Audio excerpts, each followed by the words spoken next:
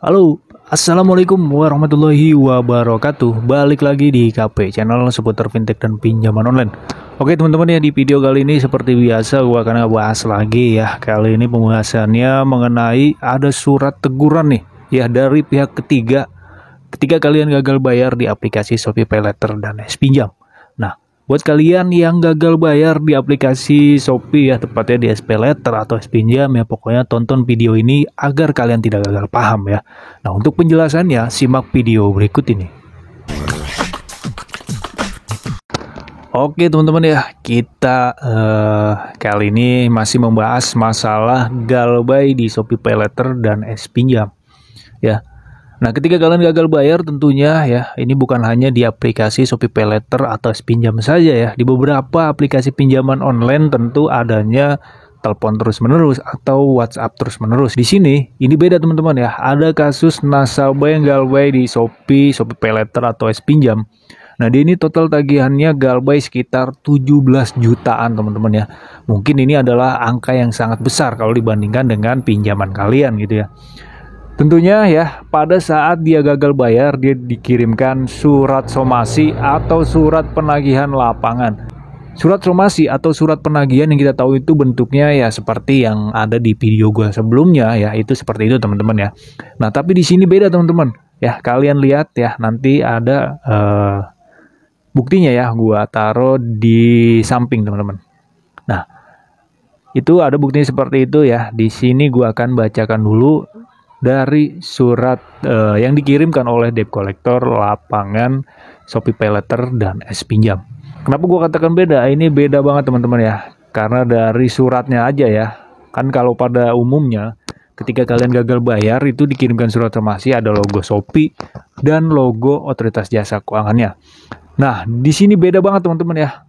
Kali ini nasabah tersebut dikirimkannya surat laporan dari pihak ketiga.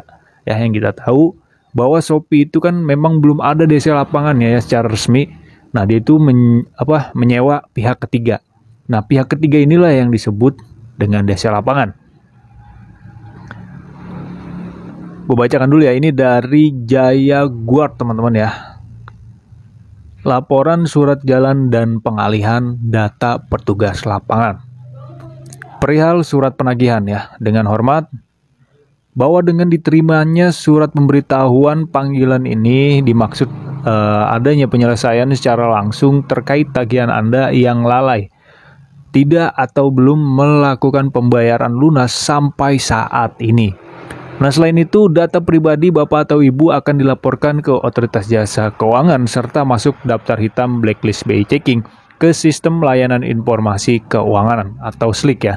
Nah, melalui surat ini kami menugaskan beberapa karyawan kami yang bekerja sama dengan perusahaan jasa PT Jaya Guard ya, sebagai penyedia debt collector lapangan untuk mengunjungi lokasi Anda sebagai bentuk upaya penagihan langsung. Sisa total tagihan yang tercantum, maka dari itu kami lampirkan data penagihan sebagai pendukung keaslian surat ini, yaitu sebagai berikut. 1.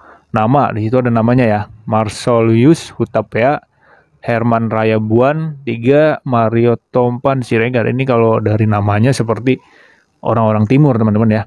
Nah, demikian surat penagihan ini kami berikan. Kami harap somasi tersebut bisa tersampaikan dengan baik dan menjadi pertimbangan Anda agar menyelesaikan tagihan Bapak atau Ibu. Kami beri waktu 1x24 jam untuk Bapak atau Ibu dalam merespon dan menyelesaikan tagihan. Atas perhatiannya, kami ucapkan terima kasih. Jaya Guard, hormat kami, Apoloris Johan L. Jadi Shopee itu ya, Shopee PayLater atau S-Pinjam ya, sekarang itu dia menakut-nakuti nasabahnya bukan dari surat somasi lagi, tapi dari surat penagihan lapangan seperti ini gitu ya, dari pihak ketiga. Nah, yang kita tahu memang Shopee itu ya dari perusahaan memang belum ada DC lapangan ya teman-teman ya. Jadi pihak Shopee itu menyewa pihak ketiga. Nah, pihak ketiga inilah yang bakal ke rumah kalian ya. Nah, untuk laporan surat jalan dan pengalihan ya, kalian lihat di situ ada nama kalian atau total tagihan kalian tidak ya. Di sini jelas ya bahwa tidak ada nama kalian, tidak ada tagihan kalian. Ini gimana mau sasarannya tepat gitu ya kalau nggak ada namanya gitu ya. Tiba-tiba langsung dikirimkan surat dari pihak ketiga ini gitu. Sebetulnya ya kalau yang gue lihat ini cuma ancaman saja teman-teman ya, supaya kalian membayar gitu ya, supaya menakut-nakuti kalian supaya membayar tagihannya. Padahal untuk surat laporan atau tagihan ini ya memang untuk pihak ketiga memang ada ya, jasa atau penyedia layanan debt collection itu memang ada teman-teman ya. Setiap pinjaman online ya, kayak pinjaman online besar seperti Kredipo atau Kredit Pintar ya, itu bisa melakukan negosiasi ya, atau melakukan kerjasama lah ibaratnya seperti itu dengan PT Jaya Guard. Ini memang sudah ada beberapa perusahaan yang memakai jasa tersebut. Namun dipastikan bahwa Shopee ini ya untuk SPayLater atau S-Pinjam ya, karena memang belum ada desa lapangan ya kemungkinan bisa jadi dia menyewa dari PT Jaya Guard tersebut teman-teman. Tapi yang gue rangkum ya, kalian lihat lagi ya, yang gue katakan bahwa dari surat tersebut itu belum ada nama kalian, kemudian alamat kalian dan tagihan kalian berapa, itu tidak jelas gitu ya. Itu hanya memberikan suratnya saja.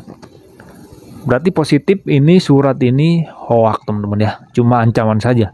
Ya, kalian jangan takut, kalian jangan panik ya, apalagi untuk masalah yang gagal bayar puluhan juta gitu ya, yang mendapat surat tugas lapangan seperti ini gitu.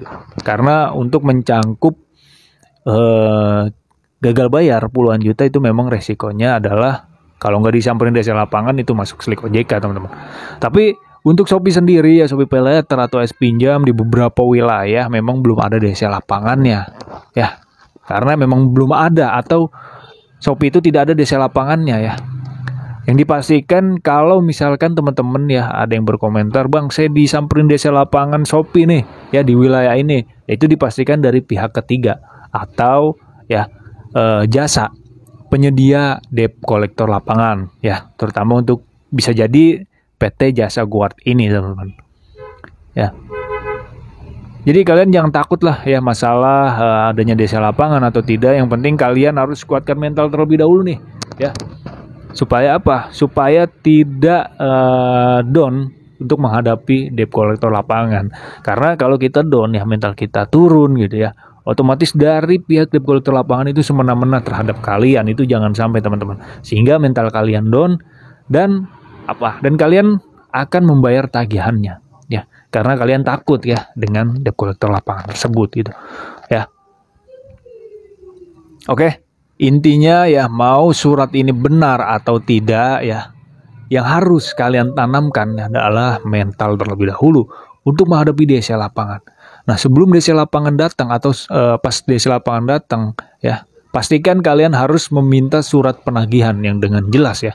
Di situ terdapat nama kalian atau alamat kalian dan tagihan kalian. Ini yang penting teman-teman. Kalau misalkan tidak ada nama kalian, tidak ada tagihan kalian, cuma hanya surat ini aja, nggak usah dilayanin ya, karena ini sesuai aturan otoritas jasa keuangan gitu ya, sesuai aturan SOP OJK gitu. Ketika ada debt collector lapangan yang datang ke rumah, itu kalian harus meminta surat penagihan dengan jelas ya, atau kalau perlu ada nggak surat anggota gitu ya, atau tanda pengenal gitu ya, seperti KTP atau tanda bukti dia bekerja di perusahaan tersebut gitu teman-teman ya. Kalian jangan panik dan jangan takut lagi, oke, untuk menghadapi desa lapangan ya. Sebelumnya ya di video gua itu kan menjelaskan bahwa ada beberapa poin penting yang harus kalian hadapi, yang kalian lakukan ketika menghadapi desa lapangan. Boleh kalian tonton ya, scroll ke bawah, di situ ada teman-teman ya. Oke, mungkin segitu aja video kali ini ya, mengenai surat laporan dari pihak ketiga atau dari jasa penyedia jasa lapangan debt collector ya. Semoga video kali ini bermanfaat ya buat teman-teman. Sekali lagi gue katakan, kalau kalian gak punya uang atau gak ada uang gitu untuk membayar tagihan, ya udah galbain aja, jangan diambil pusing ya. Apalagi kalian sampai ke lubang tutup lubang, itu jangan sampai teman-teman.